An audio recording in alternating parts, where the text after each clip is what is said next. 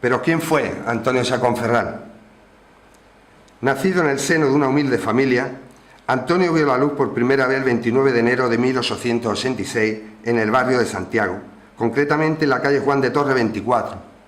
Su padre, Antonio Chacón Gutiérrez, jerezano, albañil y de clara significancia republicana, no en vano perteneció al comité local de Jerez, había casado en 1884 con la jerezana Mercedes Ferral Ortega.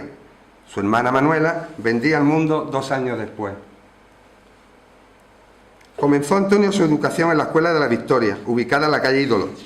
Ya en su etapa de bachillerato, en septiembre de 1900, cursa estudios en el Instituto Provincial General y Técnico de Jerez. Ese año, gracias a su estudio, consiguió como premio una beca del ayuntamiento para pagar los gastos de matrícula y libros. Antonio era muy buen estudiante. En 1901 ingresa a la Academia de Bellas Artes, donde obtiene varios premios de dibujo lineal y elementos de aritmética y geometría. Un año más tarde obtuvo la calificación de sobresaliente con derecho a matrícula de honor en dibujo, como igualmente repitió, aunque esta vez en física. Ese año estudia geografía astronómica y obtiene el título de piloto en la Escuela Náutica de Cádiz. También sería premiado con un ejemplar del Quijote, regalo del ayuntamiento, durante los actos del centenario de su publicación, donde además, a sus escasos 14 años de edad, deleitó a los asistentes con una composición poética suya, muy correcta e inspirada dada la corta edad del joven poeta.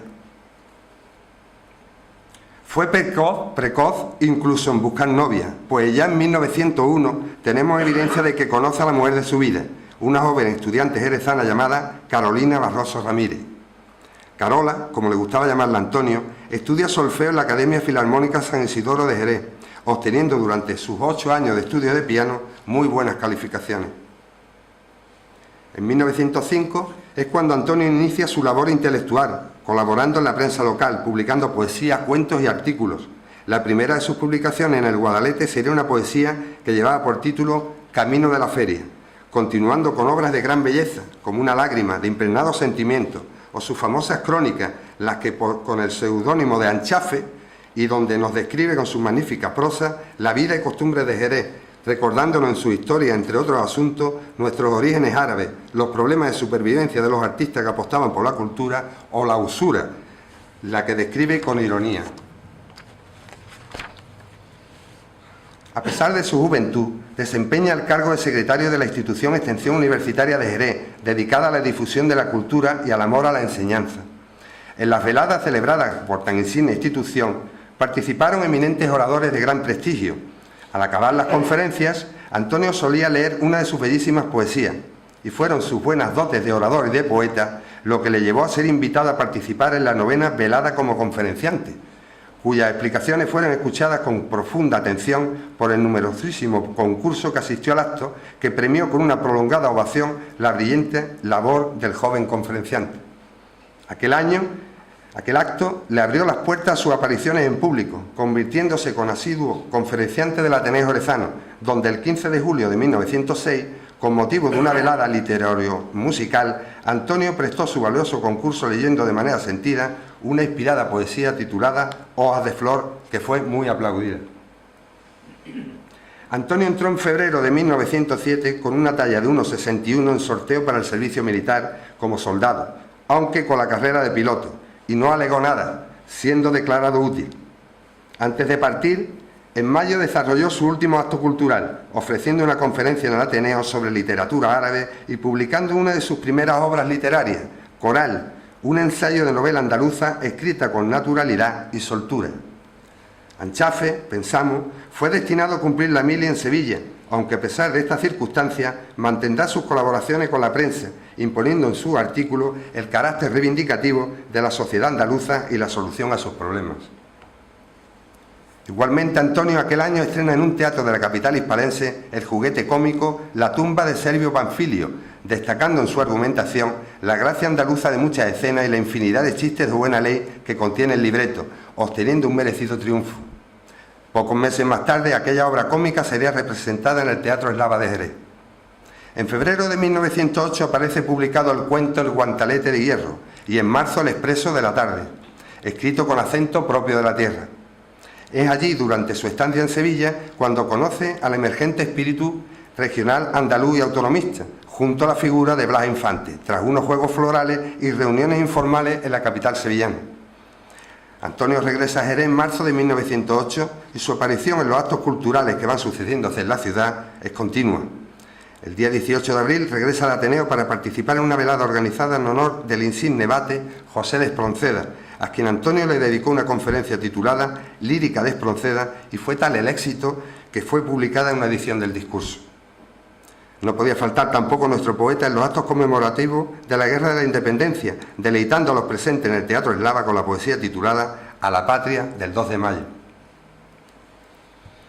Su faceta literaria no se detiene y en 1908 presenta dos obras. La primera, el juguete cómico en verso y en un acto titulado La cripta, que sería representada por la Compañía del Eslava y que se estrenó con poco éxito, debido a que parecía el primer ensayo que los actores hacían de la obrita, por lo que el público no pudo apreciar su mérito literario. No obstante, fue llamado a escena 2 veces el autor, recibiendo muchísimos aplausos. Se estrenó con buena crítica en el mismo Eslava. Se halla bien escrito y muy sentido, constituyendo un triunfo para su autor, quien fue llamado a repetir a veces escena a la terminación, siendo aplaudidísimo. Como lo fue también el día 6 de febrero de 1909, con una nueva producción escénica, concretamente el boceto dramático en un acto y en prosa titulado Lucha Eterna. Pero Antonio Chacón, a pesar de los éxitos y su ya merecida reputación, tiene decidido emigrar a la lejana Argentina, como hicieron tantos andaluces anhelando mejores perspectivas sociales y personales. Para proporcionarles recursos, un grupo de amigos organizaron un festival en su teatro Eslava. El programa lo compusieron, entre otras, la pieza cómica La cripta y el monólogo El voto falso, ambos escritas por Antonio, que serían representadas con buen acierto por sus amigos. El acto asistió numeroso público, dadas las relaciones y simpatías de jerezanos, recaudándose 163 pesetas que ayudarían a Antonio a realizar el viaje camino de Argentina. El 6 de marzo de 1909, Antonio embarca en Cádiz en el vapor Patricio de Satrústegui, de la Compañía Transatlántica Española, emigrando a Buenos Aires, lleno de ilusión y esperanza, buscando mayor campo de acción a su espíritu de artista en aquellas tierras donde, hablándose el idioma de la madre España, recuérdese constantemente el suelo patrio de nuestros más acendrados amores. Antonio se instala en Buenos Aires y pronto toma contacto con los andaluces allí residentes, entre ellos su amigo y escritor el jerezano Eduardo Romero y Valverde, mostrando rápidamente su deseo de mantener vivo el espíritu andaluz y conquistando en poco tiempo el respeto y el cariño de todos sus compatriotas en la República Argentina. Entre las iniciativas que allí encabezó Antonio destacamos la fundación de la Liga Regionalista Andaluza, institución política de la que fue presidente. Asimismo fue uno de los fundadores del Ateneo Pi y Margall, ocupó los principales cargos del Centro Republicano Español, fue director del diario España Republicana y fundó y dirigió la revista Bética, dedicándose además por entero a la propaganda andalucista por el interior de Argentina. En aquellos años, y según nos confirmó la familia, Antonio y Carolina se casan por poderes, y no es hasta 1918 cuando, después de producirse el fallecimiento de la madre de esta, Carola marcha hacia Buenos Aires para unirse definitivamente a Antonio, dando a luz aquel mismo año a su hijo Antoñito. En 1920 publica en Argentina su primer libro de poemas, Azulejo Moruno, y un año después el relato breve novelado El misterio de la casa de compraventa. Poco después presenta al público el drama Hogueras de sangre, que se estrenó en el Teatro Bonaerense Maravilla, y la obra Los héroes de Jaca, cuyo debut fue en el Teatro Argentino, cosechando un enorme éxito.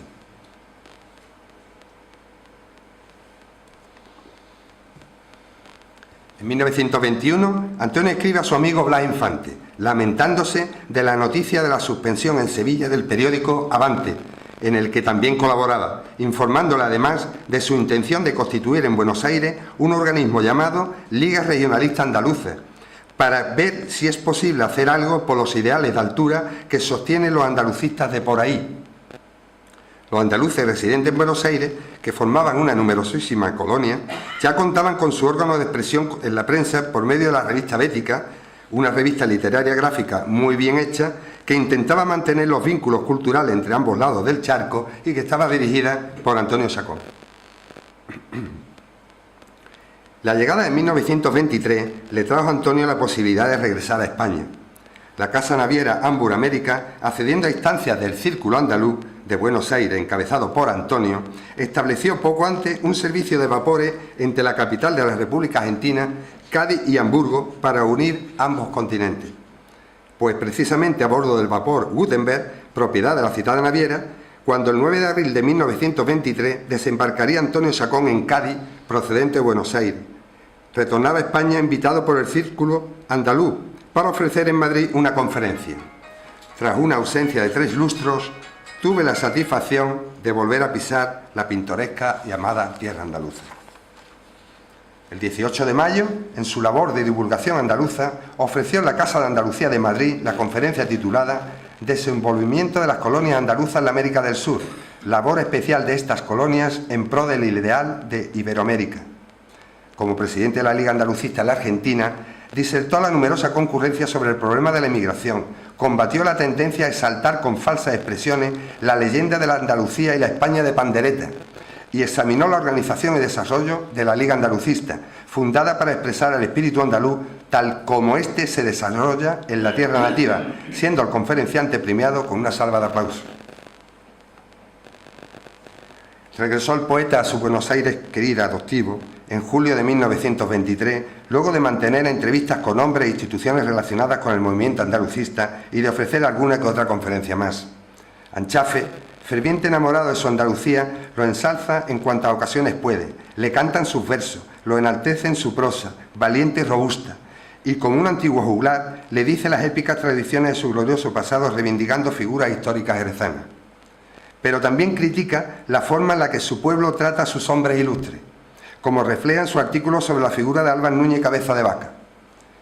Había nacido en Jerez, pero si alguien pretende hallar hoy en tan alegre ciudad andaluza una nota que recuerde al notable argonauta, explorador y hombre de gobierno, buscará inútilmente. Ni estatua, ni plaza, ni calle habla de la admiración de sus paisanos. En la suntuosa capital de Argentina, el rótulo de una calle honra su memoria. En 1926 publica el libro de poesías Caminito abajo, cuyo prólogo es de su amigo el sevillano Antonio Gutiérrez Alfaro y se incluye una estrofa del poeta Francisco Villaspesa. Es igualmente en este año cuando remite a la dirección del Diario de Jerez 2 nuevas obras. En primer lugar, un discurso pronunciado como tributo al poeta Villaspesa y en segundo lugar, un boceto dramático en un acto titulado Cenizas, que fue estrenado con mucho éxito en el Teatro Mayo de la capital argentina. A finales de 1927 ve la luz su obra poética El látigo de Jesús. Un viejo maestro de escuela a quien las brujas maleficiarían va por las calles, por las plazas, por las llanuras y los montes con un látigo en la diestra, reparte trallazos, consejos y admoniciones. Hablan romances, en silvas, en nueva métrica, parábolas, insultos, reprimendas evangélicas salen de sus labios y la tralla silbante refrenda la palabra. En abril de 1929, el excelente poeta y dramaturgo jerezano, que buscando mayor espacio donde tender el vuelo de su pujante y lozana fantasía, cruzó el océano y desenvuelve en su brillante acción literaria en la hospitalaria tierra argentina, publica su último trabajo en tierra andina, El Emir de Bobastro, de claras reminiscencias histórico-andaluzas, poema escénico que recibió grandes elogios de los críticos literarios de la capital bonaerense. La festividad de la independencia de la Argentina de 1928 la vivió Antonio con especial ilusión. Oprimiendo en la mía la pequeña mano de mi hijo, sigo el curso del torrente humano que va a estancarse en una multitud alegremente inquieta, camino del puerto del Río de la Plata. Allí se encontraban anclados los destroyers Cervantes y el Garay que la República había comprado a España. En el acto de entrega se izaron las banderas de ambos países y como premonición Antonio dejó escrito: retumban las descargas de los cañones del arsenal. Hijo de mi alma, que, como los de hoy, nunca tengan bala los cañones que saluden a la bandera de tu patria. Su labor periodística y de autor no cesa en Sudamérica desde su llegada. Reaparecen en el Guadalete sus famosas crónicas, aunque ahora del otro mundo, de la que se desprende la añoranza por su tierra. Sus artículos son premonitorios, innovadores, directos, de gran valor educativo, social e incluso económico, que calan en la sociedad jerezana. Además del viejo Jerez, nos habla de muchos asuntos interesantes, como el porqué del florecimiento económico de Argentina, o el pesimismo español, o de impuestos, o temas relacionados con la moda, o la noticia de una innovación del Parlamento argentino al colocar en su salón de sesiones los micrófonos de una de las más potentes estaciones radiodifusoras. Con ello, decía Antonio Chacón, se resolvía la aspiración que mi distinguido y culto amigo Blas Infante solicitaba como conquista para la futura organización andalucista, la discusión de los intereses del pueblo en la plaza pública. Anchafe nos habla de modo de ser patriota, o nos sugiere cómo cambiar hábitos de la enseñanza, o nos aconseja para los niños el uso del guardapolvo o babi como uniforme obligado de los escolares. Trata el asunto de la asistencia escolar obligatoria, que aunque ya estaba establecida en España, en la práctica iban muy pocos chicos a clase. Respecto al turno de maestro en unos mismos locales, si se aplicara, decía, traería consigo el ahorro de materiales y alquileres. O planteó el tema de las libretas escolares, que hoy son tan habituales en nuestros estudiantes para facilitar la constante comunicación entre padres y maestros, pero que llegó a nosotros hace un cuarto de hora y este hombre ya lo pedía hace 30 años, 40 años. Otro gesto que honra la figura de aquel jerezano incansable fue su decidida apuesta de trabajar porque la futura Biblioteca General de Autores Iberoamericanos que se proyectaba construir tuviera su sede en La Rábida. Este anhelo me llevó más de una vez a extremos del pensamiento limítrofes con el ensueño. Así, ensoñando, vi organizada y funcionando en el sagrado suelo de los lugares colombinos la biblioteca. Y llegó 1931, el año que entró con fuerza en la historia de España y en la vida de nuestro protagonista. Antonio fue el republicano íntegro, el demócrata intergérrimo, el patriota idealista con visión de futuro, que se mantuvo en su línea de desterrar de nuestras costumbres civiles y políticas esa ferocidad de la intransigencia de los separatistas, motivo por el que sufrió varios encontronazos. Recordemos aquella circular suya que recibió un Muera España en catalán del centro catalán de la ciudad argentina de Mendoza, a la que contestó que la federación y el separatismo son incompatibles. El 5 de enero de 1933, cuando Antonio contaba 48 años, regresa a Jerez definitivamente, acompañada de su esposa Carola y su hijo Antoñito, fijando su residencia en la Plaza de San Juan número 8. Sea bienvenido a España tan luchador ciudadano, pues actividades como la suya son muy necesarias para colaborar en el engrandecimiento de Jerez. El poeta, popular en nuestra tierra y conocido como un republicano intransigente en cuestiones de principios políticos y un enamorado, casi fanático de su tierra andaluza, nunca perdió el contacto con los hombres y mujeres que luchaban por el sentimiento andaluz. Nada más pisar suelo jerezano, se dedicó por completo a la cultura, continuando su labor periodística, poética y andalucista como había hecho durante años desde su Buenos Aires querida, tratando temas como la política, humanidad, solidaridad, flamenco y, como no, andalucismo.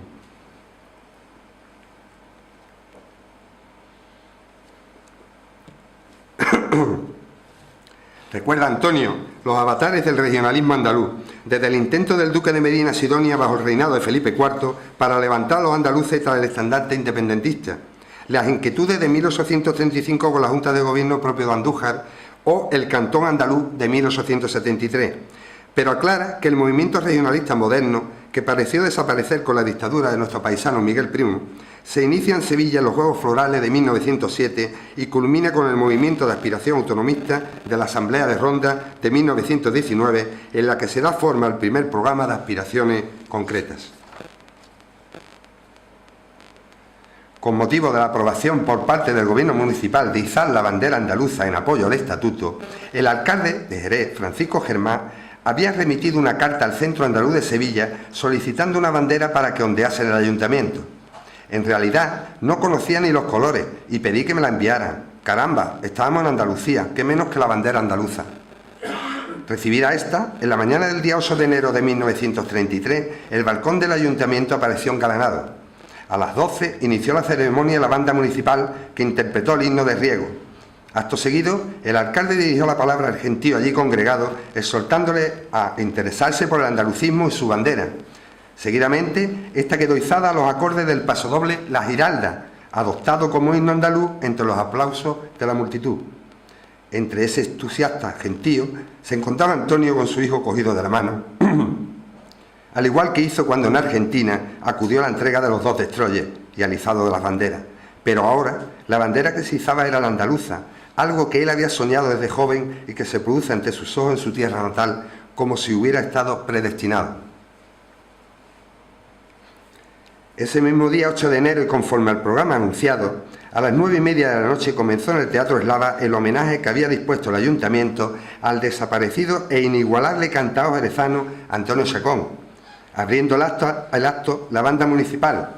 Seguidamente se leyeron varios trabajos literarios a la memoria del cantaor y, finalizados estos, Antonio recitó una poesía exaltando el cante popular andaluz. Por último, el por entonces director del semanario Claridad, Julián P. Martín, leyó una poesía que había compuesto para este acto, finalizando el programa con el cante y el baile flamenco por parte de artistas locales.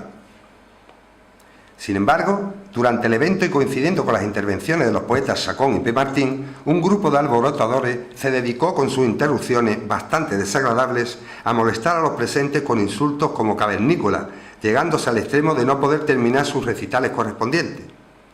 El día 16 de ese mismo mes, ambos poetas recibirían del Ateneo un merecido homenaje en acto de desagravio por lo sucedido en el Eslava, dispensándoles un jerez de honor, acontecimiento al que asistiría buena parte de la intelectualidad jerezana de todas las tendencias políticas.